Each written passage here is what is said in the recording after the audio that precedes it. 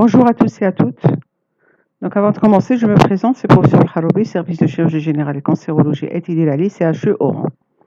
Donc le cours d'aujourd'hui va porter sur les complications de la lithiase biliaire qui sont la cholécystite aiguë et l'angiocolite aiguë. Donc avant de commencer, un petit tableau récapitulatif des manifestations cliniques de la maladie lithiasique. Donc on voit bien que la lithiase vésiculaire peut se compliquer d'une cholécystite aiguë et que la lithiase de la voie biliaire principale peut se compliquer d'une angiocolite aiguë. Donc, concernant la lithiase vésiculaire et sa complication, donc ce qui diffère, c'est la température qui est présente dans la cholécystite aiguë et la durée de la douleur qui est supérieure à 3 heures. Concernant l'angiocolite aiguë, qui est la complication de la lithiase de la voie biliaire principale, ce qui diffère aussi, c'est température qui est présente dans l'angiocolite aiguë et l'ictère aussi qui est présent dans l'angiocolite aiguë, et puis la durée de la douleur qui est supérieure à 3 heures. Donc voilà un schéma qui va vous montrer la vésicule biliaire, le canal cystique et la voie biliaire principale. Donc concernant la cholécystite aiguë, qui est la complication de la lithiase vésiculaire, le calcul s'enclave à ce niveau, au niveau du canal cystique, ou alors ici, au niveau de l'infundibulum. Et concernant la lithiase de la voie biliaire principale, le calcul, il s'enclave au niveau de la voie biliaire principale, ou alors plus bas, au niveau de l'ampoule de Vater, et à ce moment-là, il peut même donner une pancréatite associée à l'angiocolite. Donc on va commencer par la cholécystite aiguë. Donc on a dit que la cholécystite aiguë est une complication de la lithiase vésiculaire, elle la complique dans 90% des cas. Cette cholécystite aiguë peut, si elle n'est pas traitée, évoluer vers la cholécystite chronique. Donc il s'agit d'une inflammation et d'infection de la vésicule biliaire et aussi de son contenu qui est la bile.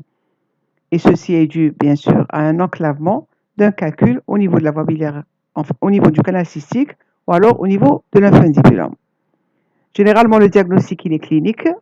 On peut aussi s'aider de la biologie en retrouvant une hyperleucocytose et bien sûr le diagnostic clé est l'échographie abdominale qui va montrer, particulièrement hépatique, qui va montrer des signes caractéristiques de cette cholécystite aiguë.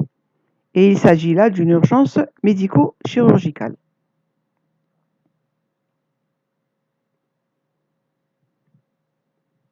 Sur le plan physiopathologique, bien sûr, il y a plusieurs étapes. Donc d'abord, c'est l'hydropolésis lithiasique qui est tout simplement une augmentation du volume de la vésicule biliaire, mais qui contient une bile stérile qui est due à l'enclavement du calcul au niveau de l'infundibulum ou alors au niveau du canal cystique. Ultérieurement, cette bile peut s'infecter si l'obstacle dure et son contenu, il va devenir, bien sûr, il va s'infecter par des germes d'origine digestive et se transformer en pus. À ce moment-là, on parle de peucolycystes. Plus tardivement apparaissent une ischémie pariétale et à ce moment-là, on parle de cholécystite gangréneuse et l'évolution plus tardive peut aboutir à la perforation péritonéale libre, ce qu'on appelle la péritonite biliaire, ou alors dans un organe de voisinage, à savoir le duodénum, le côlon ou alors le cholédoque. Sur le plan diagnostic positif, d'abord on a dit que le diagnostic était clinique, et là c'est généralement le contexte, c'est une femme de 60 ans qui est obèse, qui est pléthorique, et cette douleur, cette inflammation bien sûr, survient le lendemain bien sûr d'un repas riche en graisse. Cette cholécystite aiguë, elle peut être révélatrice ou alors, généralement, c'est une patiente qui se savait porteuse de lithiase vésiculaire.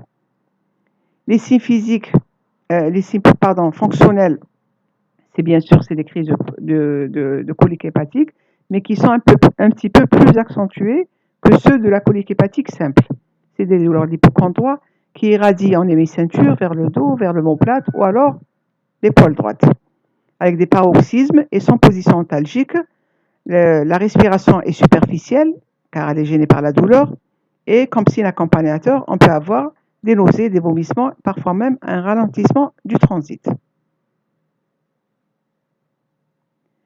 Comme signes généraux, bien sûr, c'est les signes du sepsis. Donc, c'est un syndrome infectieux qui associe une température supérieure à 38,5, plus ou moins des frissons, une tachycardie, une langue saburale, mais par contre, il n'y a pas d'ictère, parce qu'il n'y a pas d'obstacle au niveau de la voie biliaire principale. Comme signe physique, donc la douleur, Elle est intense, elle est provoquée par la palpation de l'hypocondre droit, ce qui inhibe l'inspiration profonde. On peut trouver une défense pariétale localisée ou alors carrément une grosse vésicule quand il s'agit bien sûr d'un pyopolycyste. Comme examen complémentaire, on a dit que l'échographie était l'examen clé. Donc cette échographie, elle permet de poser le diagnostic dans 99% de cas, surtout avec la présence bien sûr de signes pathognomoniques qui sont bien sûr le Murphy échographique, l'épaississement de la paroi vésiculaire qui est supérieur à 3 à 4 mm, l'aspect feuilleté de la paroi vésiculaire, la présence de calculs sous forme d'une image hyperéchogène avec bande postérieure et parfois une distension de la vésicule biliaire qui est dans le diamètre transversal peut dépasser 4 cm et surtout quand il s'agit d'un pyopolycyste, enfin d'une grosse vésicule hydro-pyopolycyste.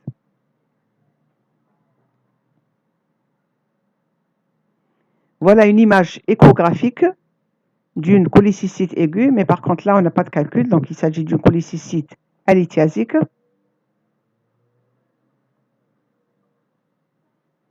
Là on a un aspect normal d'une vésicule, voilà vous voyez bien que la paroi elle est inférieure à 4 mm, que la longueur elle est inférieure à 10 cm, que le contenu il est liquidien anéchogène.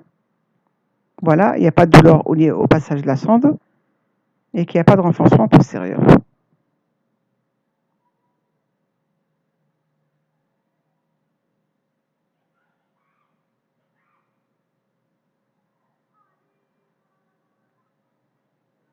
Il y a un scanner, là il y a un scanner, donc il va montrer cette vésicule biliaire bien sûr avec même de l'épanchement périvésiculaire qui témoigne de la présence d'une cholécystite aiguë, une bile qui est épaisse, une paroi vésiculaire qui est inflammée, se rehaussant après contraste supérieur à 4 mm, et même une infiltration inflammatoire, un œdème, de la graisse périvésiculaire.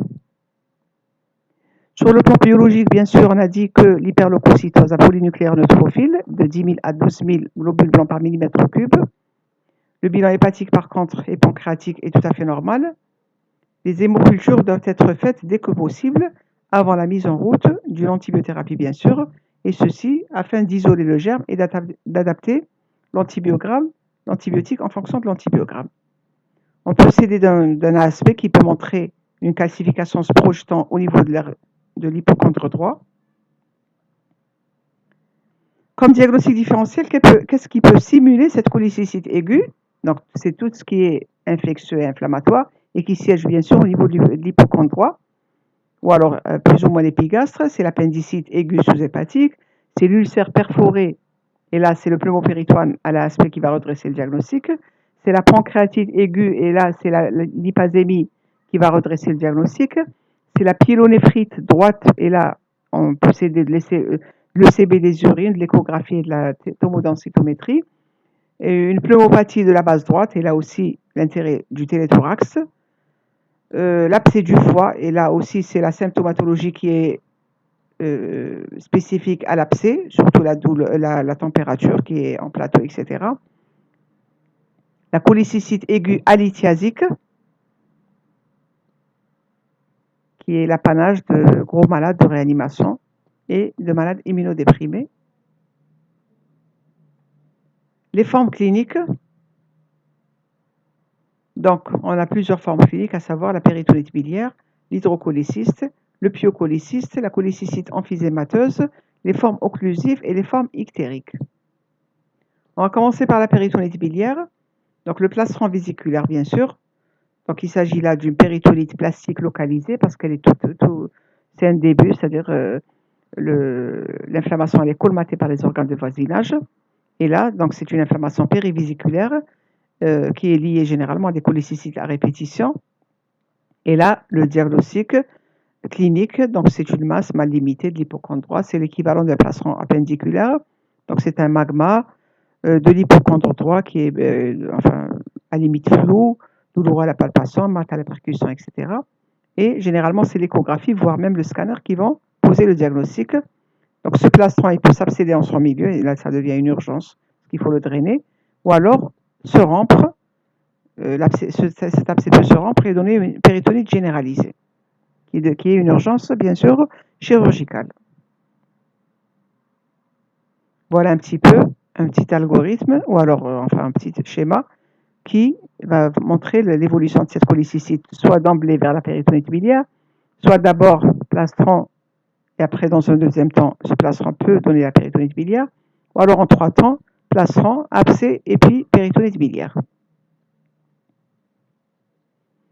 Deuxième forme clinique, c'est l'hydrocholécyste. Donc, c'est un tableau de crise de colique hépatique, mais plus intense, parce que c'est une vésicule qui est sous tension et qui est très douloureuse, avec des vomissements qui calment la douleur, mais pas d'hyperthermie ni d'ictère, parce qu'on a dit tout à l'heure que dans l'hydrocholécyste, la bile est stérile. Et là, à la palpation, on a une grosse vésicule au niveau de l'hypochondre droit. La biologie est tout à fait normale et l'échographie, elle va montrer une grosse vésicule à paroi fine et de contenu homogène avec présence d'un calcul. Troisième tableau clinique, c'est le pyocholécyste. Donc, le tableau clinique, là, il est plus franc. Donc, c'est des signes infectieux qui sont plus prononcés, à savoir une température 40 degrés, une altération de l'état général, une grosse vésicule avec défense de l'hypochondre droit. Sur le plan biologique, il y a l'hyperleucocytose, syndrome infectieux, et l'échographie qui va montrer une grosse vésicule en rétention avec contenu hétérogène. Quatrième forme clinique, c'est la cholécystite emphysemateuse. C'est une forme qui est rare, et là, on retrouve la présence d'air, de gaz plutôt dans la paroi vésiculaire, et l'évolution, elle se fait généralement vers la perforation, et ça peut simuler une cholécystite gangréneuse. La cinquième forme, c'est la forme occlusive. Donc, généralement, c'est le sujet âgé, donc il y a une ulcère paralytique, et le malade, plutôt, il vient avec un tableau occlusif, ce qu'on appelle l'occlusion fébrile. Ensuite, il y a la forme ictérique. Donc, l'ictère, à ce moment-là, normalement, il ne doit pas être présent dans la cholécystite aiguë, mais jusqu'à preuve du contraire, il n'y a pas s'il y a l'ictère, ça veut dire qu'il peut y avoir une lithiase de la voie biliaire principale associée. Sinon, donc on peut penser que c'est une compression extrinsèque par un calcul qui est enclavé au niveau du canal cystique ou au niveau de l'infundibulum, et ce qu'on appelle, qui va comprimer cette voie biliaire, compression extrinsèque, et ce qu'on appelle le syndrome de Mérisy, ou alors il peut s'agir aussi d'une pédiculite hépatique associée qui peut donner cet ictère. Donc le traitement de cette cholécystite aiguë, c'est un traitement généralement médico-chirurgical. D'abord, le but c'est d'éradiquer l'infection et sa cause, et deuxièmement, d'éviter une complication ultérieure. Donc les moyens thérapeutiques, on a dit que c'était d'abord médical, donc ces patients doivent être hospitalisés, au repos, à jeun, bien sûr perfusés, antalgiques, vessie de glace, etc. pour pallier cette douleur.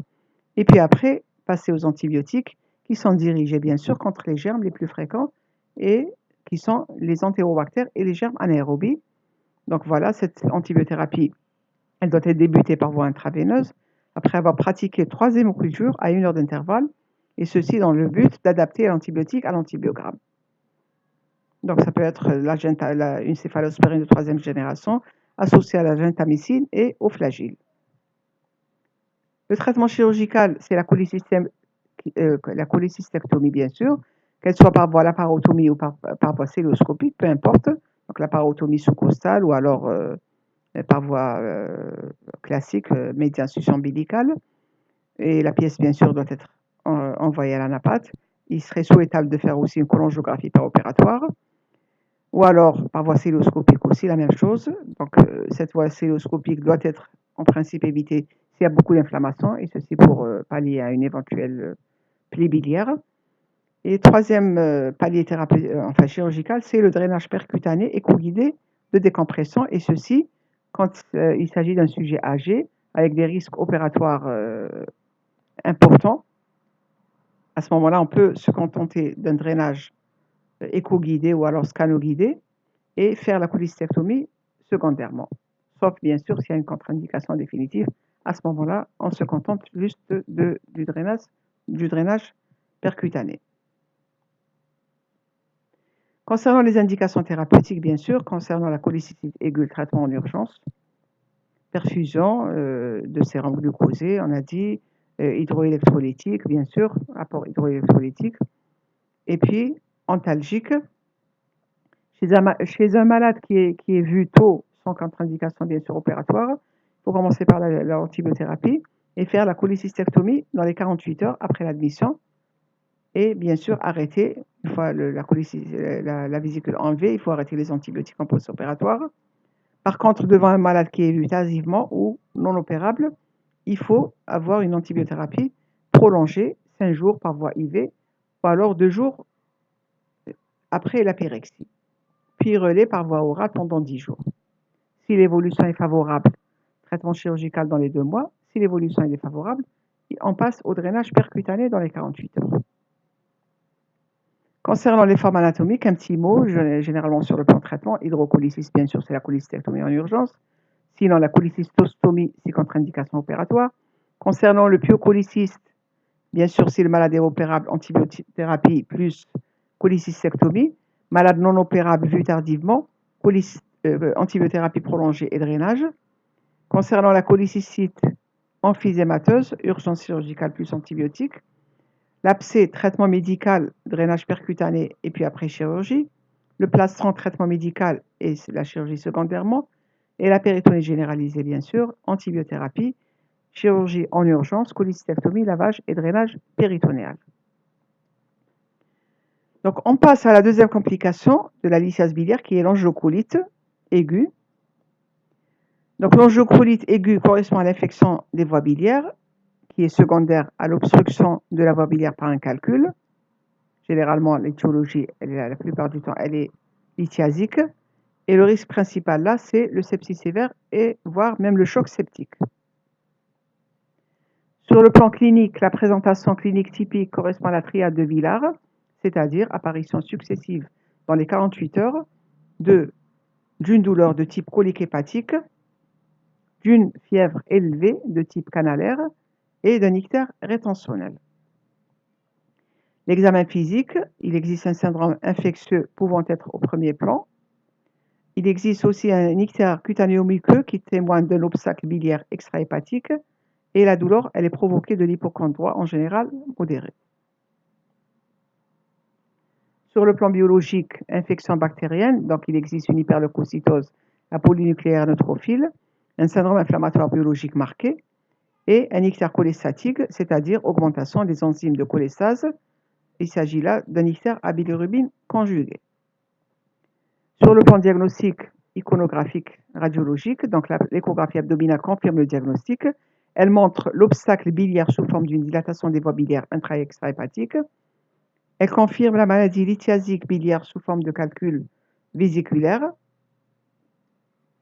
Sa sensibilité pour le diagnostic de lithiase de la voie biliaire principale est faible, environ 30%. Par contre, ce qui est fiable pour rechercher ou alors confirmer cette lithiase de la voie biliaire principale, c'est plutôt la bili-IRM. Voilà, là, on voit un calcul au niveau de la voie biliaire distale sous forme d'une lacune en hyposignal, voilà, du cholédoque. Et on a deuxième examen, c'est l'écho-endoscopie, qui est aussi un examen très fiable concernant la lithiase de la voie biliaire principale. Et voilà, on voit là le calcul sous forme d'une formation hyperéchogène avec compte d'ombre acoustique postérieure au sein du cholédoque. Concernant le traitement de cette angiocolite, donc il s'agit d'une urgence médicale, hospitalisation en urgence en service de gastroentérologie. Traitement médical d'abord antibiothérapie parentérale probabiliste active sur les bacilles gram-négatifs et les anaérobies, type céphalosporine de troisième génération, plus métronidazole. Réhydratation parentérale, correction des troubles de l'hémostase, parce que généralement le TP est diminué, ce qui est dû à une carence en vitamine K. Et donc, il faut administrer la vitamine K. Traitement antalgique adapté au palier de l'OMS, bien sûr. Traitement antipyrétique par paracétamol. Et là, on surveille cliniquement et sur le plan biologique aussi, les constantes vitales, le syndrome infectieux, la douleur et le bilan biologique hépatique. Le traitement endoscopique et chirurgical, donc le drainage biliaire en urgence au cours d'une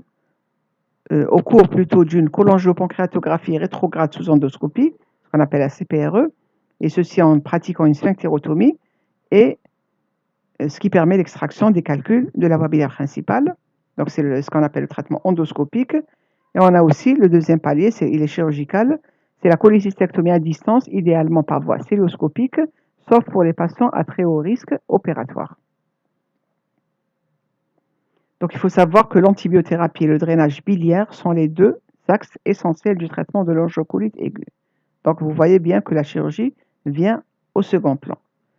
Il faut savoir aussi un petit mot sur les complications de cette cholangiographie avec sphinctérotomie. Donc c'est la pancréatite aiguë post-CPRE qui existe dans 3 à 5% des cas. Le plus souvent, elle est bénigne. Avec un traitement médical, elle peut rentrer dans l'ordre. C'est l'hémorragie digestive toujours après CPRE.